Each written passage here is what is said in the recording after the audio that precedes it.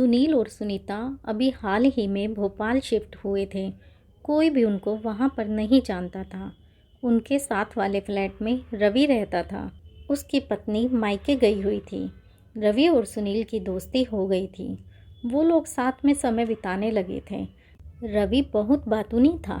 हर वक्त दूसरे लोगों की बातें करता रहता था। एक दिन रवि और सुनील जब शाम में चाय पी रहे थे, तब रवि बोलता है, सुनील, क्या तुम विकास को जानते हो? कौन विकास?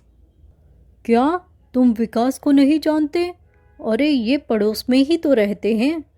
उसकी पत्नी रिया बहुत सुंदर है। दोनों साथ में काम करते थे और दोनों ने लव मैरिज किया है।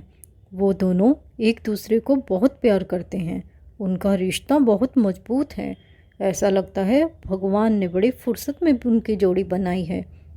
कभी पति पत्नी में कोई झगड़ा नहीं होता। दोनों एक दूसरे के लिए जान भी दे सकते हैं। रहने दो यार, सब कहने की बातें हैं। झगड़ा सब में होता है, सब ऊपर से दिखावा करते हैं। नहीं नहीं सुनील, सब लोग उनकी बॉन्डिंग की बहुत तारीफ करते हैं। लगता है तुम मानोगे नहीं, डेमो दिखाना पड़ेगा तुम्हें। हाँ दिखाओ भाई। मुझे थोड़ा टाइम दो, सब समझ में आ जाएगा तुम्हें। ठीक है, अब मैं जाता हूँ।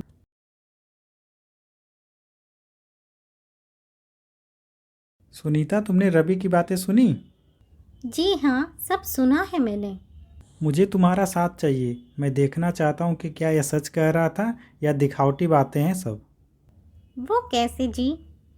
तुम एक काम करो, तुम विकास को प्रपोज करो और मैं उसकी पत्नी को प्रपोज करता हूँ। देखते हैं क्या जवाब में आता है। जैसे जैसे समय बीता, सुनील, सुनीता, विकास और रिया आपस में दोस्त बन गए। रोज शाम को साथ में चारों समय बिताने लगे। एक दिन सुनीता ने मौका देख के प्लान के अनुसार विकास को प्रपोज किया। विकास, मैं तुम्हें पसंद करने लगी हूँ। अगर तुम रिया को छोड़ दोगे तो मैं तुमसे शादी कर लूँगी। मुझे माफ़ करना, मैं ऐसा सपने में भी नहीं सोच सकता हूँ। ये करना तो बहुत दूर की बात है। तुमने ऐसा सोचा भी कैसे? रिया मेरी पत्नी है, मैं उसे बहुत प्यार करता हूँ। मैं ऐसा कभी नहीं करूँगा। जवाब सुनकर सुनीता मन ही मन में खुश थी, पर चेहरे से उदास थी। वो समझ गई थी कि इन दोनों का रिश्ता बहुत मजबूत है। इधर सुनील भी मौके का इंतज़ार में था। एक दिन रिया घर में अकेली थी, तभी घर की रिंग बजती है। अरे सुनील, तुम आ जाओ अंदर। विकास नज़र नहीं आ रहा, कहीं गया है क्या? वो बाहर गए हैं कुछ काम से, आप फ़ोन कर लो उनको। अरे नहीं नहीं, मुझे तो आपसे ही काम था। हाँ बोलो, क्या हुआ? तुम बुरा न मानो तो मैं तुमसे कुछ कहना चाहता हूँ। नहीं नहीं, बोलो क्या हुआ। रिया, मैं तुमको बहुत पसंद करता हूँ। अगर तुम विकास को छोड़ दोगी तो मैं तुमसे शादी कर लूँगा। हम दोनों खुश रहेंगे। पसंद तो मैं भी आपको करती हूँ, मुझे सोचने का थोड़ा समय तो दो। सुनील को अंदाज़ा था कि जवाब यही आएगा, पर वो अभी भी श्योर नहीं था। एक दिन अचानक रिया विकास को छोड़कर सुनील के पास आ जाती है और कहती है, सुनील, मैं तुमसे शादी करने को तैयार हूँ। मैंने विकास को छोड़ दिया। क्या? मुझे पता था तुम दोनों का रिश्ता एक दिखावा है। जब तुम अपने पति को मेरे लिए छोड़ सकती हो तो मुझे किसी और के लिए छोड़ दोगी। चलो जाओ यहाँ से, मैं तुमसे कोई प्यार नहीं करता हूँ।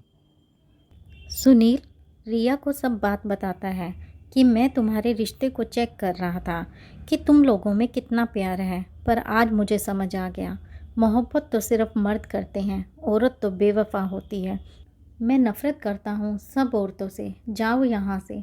तभी विकास वहाँ पर आ जाता है और सुनील विकास को बोलता है, विकास, मुझे माफ़ कर दो। ये सब मैंने आपके रिश्ते की सच्चाई जानने के लिए किया था। कोई बात नहीं, धन्यवाद तो मुझे आपका करना चाहिए, जो आईना मुझे आपने दिखाया है। सबके वहाँ से चले जाने के बाद सुनील बहुत बेचैन हो गया। अब उसे हर औरत से नफ़रत होने लगी। जिस भी औरत को देखता उसे रिया याद आती। उसे अब अपनी पत्नी सुनीता से भी नफ़रत हो गई थी। एक दिन सुबह, तुम अपने मायके चली जाओ, दूर हो जाओ मेरी नज़रों से। तुम सब औरतें एक जैसी होती हो। मेरे वापस आने तक तुम मुझे यहाँ दिखाई मत देना, वरना मुझसे बुरा कोई नहीं होगा। पर मेरा कसूर क्या है? बोल दिया ना, जाओ यहाँ से। ये बोलकर सुनील ऑफिस चला जाता है।